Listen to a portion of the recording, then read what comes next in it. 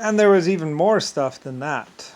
There's also stuff like the like the White House staff from 1940 to 1950, 1960, or 1970, also telling the police not to respond to women screaming for help in or around the White House. They told police not to, if they got a call for women screaming for help, not to respond to the to the 911 or the emergency or the police. Or it wasn't 911 back then. They didn't have 911. That was later on. But not to respond to calls about people complaining about screams for help from women in or around the White House.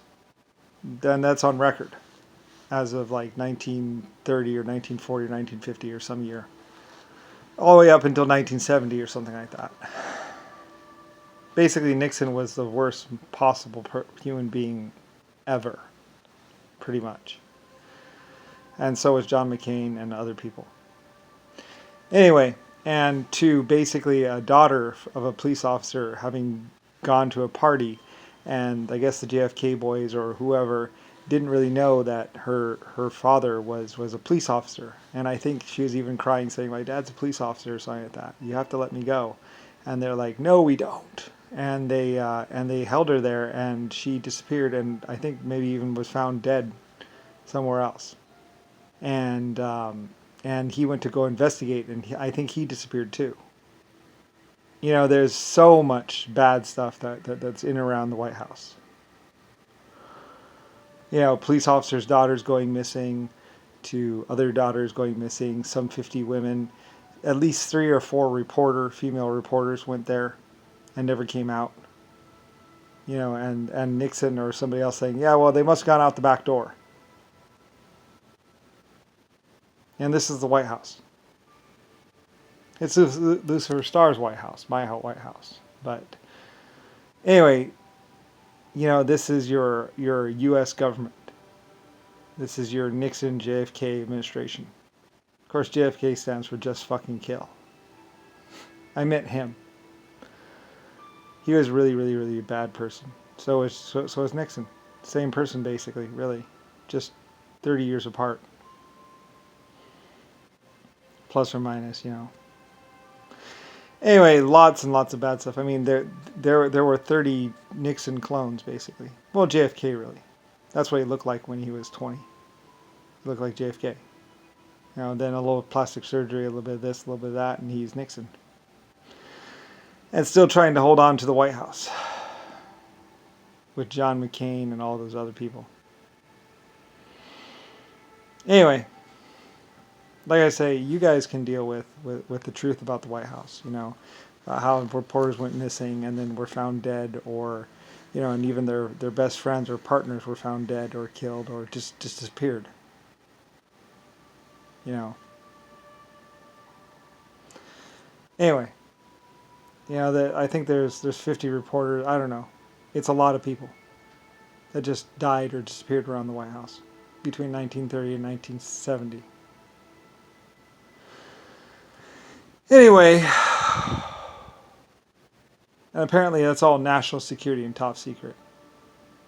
Like I said, once JFK had been shot and they were kind of losing their grip on everything, other people would find out about the files of the White House, about how things like women screaming for help out of the White House windows, or the windows, you know, on the side area. And of course somebody from the White House would be saying, no, it's fine, they're just playing a game, when it's terrified screams for help coming from the White House.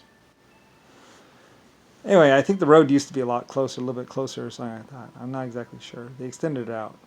Like I said, I wanted the helicopter pad there because I had invented helicopters, and I wanted a helicopter pad at my house. You know, it's this whole big lie where they're basically living on my money or living on in my country. And I don't, you know, whatever. You know, I'm the creator of humanity, so, you know, and have other races, you know, that would eventually find me and eventually know who I was.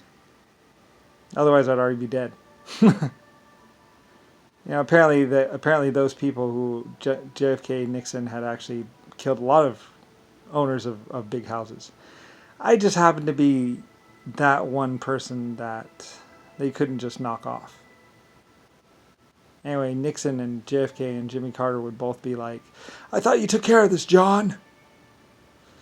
To Jimmy Carter, about me. Why was I still breathing? Why was I still alive? Well, I'm the creator to humanity. So, and 12 other races. So, anyway, I don't really care. People get to deal with or figure out, what the hell the deal was with the White House, and the FBI and CIA, and why women were screaming out of those windows, and why police officers daughters were going missing in and around the White House, and why 50 or more reporters also disappeared. And then there was the women that went in down by the docks, and then were never seen again. 50 or so or 100 women or so went in to lots of parties. They'd enter down there by the docks, and they would take the trainway all the way up into the White House. And then they would say, "We went to the White House." And people were like, "No, you didn't. There's a railway underneath there that goes all the way to the Washington, D.C. building."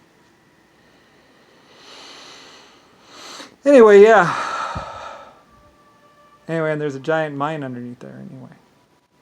Nixon and JFK and all of them, they were really, really, and Jimmy Carter, Jimmy Ford, they're just wild and crazy party animals when they're like 20 or 18 or something like that, or young. I don't know what year they officially took over the White House. But basically they shot their way in, and took it over. Anyway, whatever. And then tried to pretend that they're a congressman or whatever. It's all just big pack of lies. And then other people getting bribes from the tax money and all that other stuff. And them having to have to bribe like half the country or something. It's all ridiculous. And I wash my hands of it. Earth became the worst planet in the whole galaxy. And would be epically known as the planet where all the death and war and destruction was happening at. Like I say, other planets actually know about you, about Earth, because you attacked them or doing basically trying to steal technology from them. That's how they know you. And and